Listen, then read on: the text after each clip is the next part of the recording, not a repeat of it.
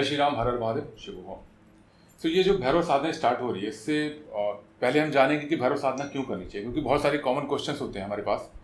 जैसे कि गृहस्थ में कुछ डर होता है भैरव जी को लेके, और भैरव की साधना में करनी चाहिए कि नहीं। बहुत सारे इसमें जो भ्रांतियाँ हैं कह लीजिए, या फिर मत है लोगों के, अलग अलग लोग वैष्णव जो होते हैं उनका अलग मत है कि हाँ उनकी काल भैरव की साधना करनी चाहिए कि नहीं, है भैरव की साधना करनी चाहिए कि नहीं, बटुक भैरव जी की करनी चाहिए, किसकी बहुत सारे क्वेश्चन हमारे मन में रहते हैं।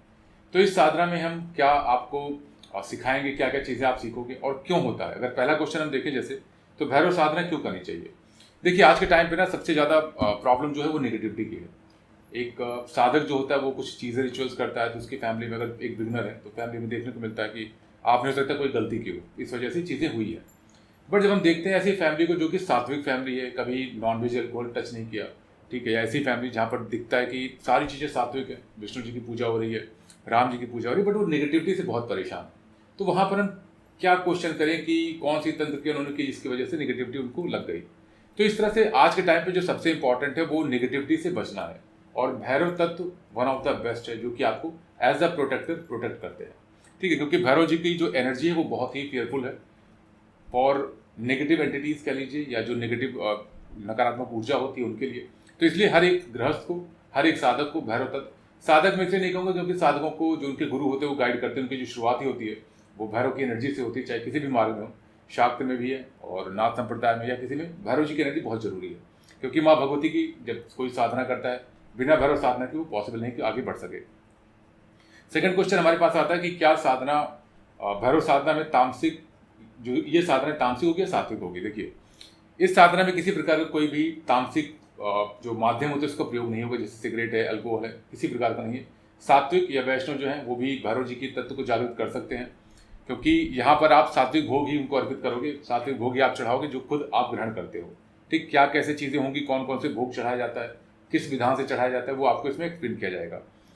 फिर आपका नेक्स्ट क्वेश्चन आता है कि क्या इसमें हवन भी करना होगा। अगर आप फ्लैट में रहते हो, मुंबई बैंगलोर ऐसा, तो एक मन में भ्रम आता है, या फिर आउट ऑफ इंडिया आप रह रहे हो, ठीक है, क्योंकि आउट ऑफ इंडिया के बहुत सारे साधक हैं, तो उनका क्वेश्चन होता है कि क्या हवन भी मैंडेटरी है। देखिए हवन एक ऐसा रिचुअल है जिसको कोई भी इग्नोर नहीं कर सकता। आप अगर सात्विक जीवन जी रहे हो तब भी एक एनर्जी को अच्छी तरीके से बढ़ाने के लिए हवन बहुत इंपॉर्टेंट है। विवाह, किसी प्रकार का अगर शुभ मुहूर्त भी होता है उसमें हवन किया जाता है, बट हम कभी ये क्वेश्चन नहीं करते कि वहाँ पर हवन क्यों इंपॉर्टेंट है। जबकि एक साधक अगर चाहे तो डीटी की एनर्जी को बढ़ाने के लिए सोचता है हवन करूं या ना करूं, मंत्र जाप ही इनफ है, ये बहुत ही कॉमन चीज़ है। बट मेरे एंड से, या जो मैंने अपने साधना काल में देखा, जीवन में देखा है, जो स्पिरिचुअलिटी के मार्ग में, havan is the most powerful and best ritual to perform to make happy your deity. Okay, आप अपने जो देवी देवता उनको प्रसन्न करने के लिए, वो एनर्जी फील करने के लिए, अपने ऑरा को क्लीन करने के लिए बहुत सी चीज़ें होती हैं जो कि हवन आपको प्रोवाइड करता है, जो कि बिना उसके पॉसिबल नहीं है। अग्नि में सीधे जो आप भोग देते हो वो ऐसा शास्त्रों में लिखा कि सीधे देवी देवताओं को प्राप्त होता है वो। तो इसलिए हवन बहुत जरूरी है। इसमें कितने हवन करने होंगे, तो इसमें 2 हवन का विधान बताऊंगा। पहला होगा जो आप इन बिटवीन करोगे साधना के टाइम पर, और नेक्स्ट हवन जो होगा वो आप करोगे जब अनुष्ठान हवन होगा। कैसे करोगे वो डिफरेंट चीज़ें, क्या क्या उसमें सामग्री लगेगी वो भी आपको एक्सप्लेन किया जाएगा। नेक्स्ट है कौन कौन कर सकता है, मैरिड अनमैरिड। तो यहाँ पर कोई भी हो, गृहस्थ है वो भी कर सकता है, साधक है वो भी कर सकता है। आप अगर गृहस्थ जीवन जी रहे हो, मैरिड हो तब भी आप कर सकते हो, अनमैरिड हो तब भी आप कर सकते हो, उसमें कोई भी दिक्कत नहीं है। गृहस्थ की लाइफ में क्या भैरव जी की साधना करने से कोई दिक्कत आ सकती है। देखिए भैरव जी की साधना आपके पूर्वज बहुत पहले से करते आ रहे हैं, बट ये है कि हाँ आपको जानकारी नहीं है।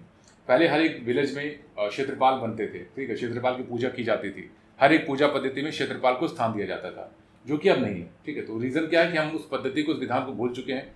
ये भी एक बहुत बड़ा रीज़न है कि नेगेटिविटी आज के टाइम पे इतना ज़्यादा फैल रही है, क्योंकि हम अपने जो रिचुअल्स थे, अपने जो क्रिया पद्धति होती थी, जो हमारे पूर्वज बता के जाते थे कि ऐसे भी करना है, जैसे महिलाएं बाल खोल के न जाए, ठीक है, आज के टाइम पे देखो तो अब एक फैशन बन चुका है। अब नेगेटिविटी भी ऑब्वियस है कि उसी वजह से लगती है।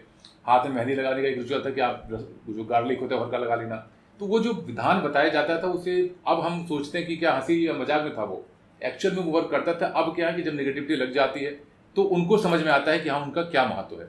अदरवाइज जो एक मॉडर्न जीवन जी रहे हैं उनको मुबारक हो, अगर वो अब तक चीज़ें अच्छी हैं, ईश्वर की कृपा उन पर बनी रहे। नेक्स्ट आता है कौन से भैरव की साधना इसमें करेंगे। देखिए इसमें काल भैरव या जो अष्ट भैरव हैं उनमें, या 64 भैरव हैं, ऐसा कोई एक भैरव तत्व हम लेकर नहीं चलेंगे। मतलब सोचना कि काल भैरव की साधना है या बटुक भैरव जी की साधना है, तो इसमें हम भैरव तत्व को लेकर चलेंगे, ठीक है। भैरव तत्व क्या है? भैरव तत्व मतलब एज ए प्रोटेक्टर। आप जब एक भैरव को इन्वोक करते हैं, उनकी एनर्जी इन्वोक करते हैं, तो वहाँ पर क्या होता है कि जिस भी भैरव की एनर्जी से आपको जुड़ाव होना है, चाहे वो काल भैरव हो, चाहे स्वर्ण भैरव, चाहे बटुक भैरव हो, चाहे कपाल भैरव, विषण भैरव, कोई भी हो, आपको वो माध्यम दिखना शुरू हो जाएगा साधना के बाद कि कौन से भैरव आपके लिए बेटर है, किसकी एनर्जी आपसे वेल कनेक्टेड होती है।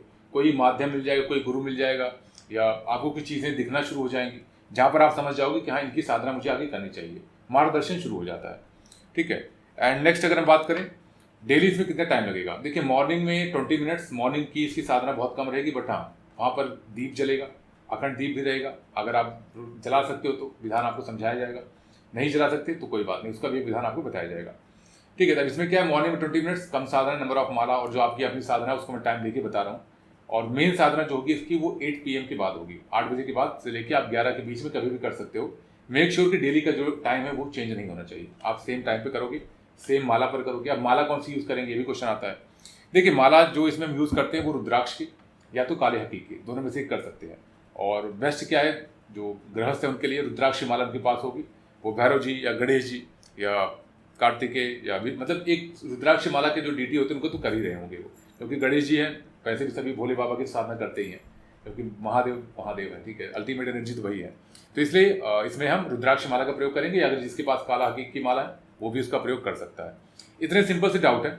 आपको अगर इसके अलावा कोई भी और डाउट होता है तो आप एक बार PDF रेफर कर लीजिएगा, PDF चेक करिएगा प्रॉपरली, उसमें जो डिटेल्स है उसके अकॉर्डिंग आप अगर आपको लगता है कि साधना आपके लिए। एक चीज़ यहाँ पर मैं मेंशन करना चाहूँगा कि ये एक ऐसा नहीं कि केवल चैंटिंग का प्रोसेस है, ठीक है, ऐसा मत करना कि आप इनरोल करना कि हाँ चैंटिंग करनी है।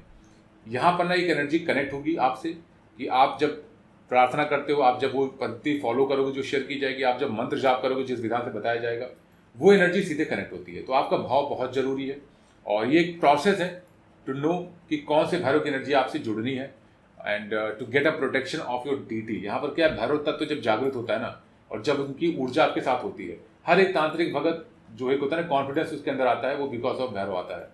नाथ संप्रदाय में भैरव तत्व जो होता है वो अल्टीमेट माना जाता है। तो इसलिए आप सभी लोग से रिक्वेस्ट है, शाक्त में भी माँ भगवती की साधना है, किसी भी शक्तिपीठ में आप जाओगे तो आप देखोगे भैरव की ही परमिशन पहले लगती है। आप जाओगे भैरव दर्शन करके, उसके बाद फिर होता है। तो भैरव तत्व बहुत ही ज़्यादा इंपॉर्टेंट है। अगर आप निगेटिविटी से परेशान हो तो ये साधना भी आपके लिए बहुत उपयोगी है, क्योंकि आप इसमें सीखोगे हवन कैसे करते हैं, और कहीं ना कहीं विदिन 3 डेज आपको अलग अलग अनुभव होना शुरू हो जाएंगे। किसी को स्वप्न दर्शन होंगे, किसी को नेगेटिविटी है तो चीज़ें थोड़ा सा बदलती दिखेंगी, अपनी लाइफ में पॉजिटिव चीज़ें आना शुरू होंगी। अगर आप स्ट्रगल कर रहे हो अपनी लाइफ में नॉर्मल तरीके से, तो वैसा माना जाता है कि जो कार्मिक डेट भी होता है वो भी भैरव जी की साधना से कटता है। हालांकि देखिए कार्मिक डेट मैं ऐसा मानता हूँ कि आपका कर्म है, अगर वो ईश्वर की मर्जी है आपको अगर वो माफ़ कर दे, आपके जो कर्म है वो हटा दे, ठीक है, बट हमारा कर्म हमें झेलना पड़ता है, ये चीज़ें फैक्ट है।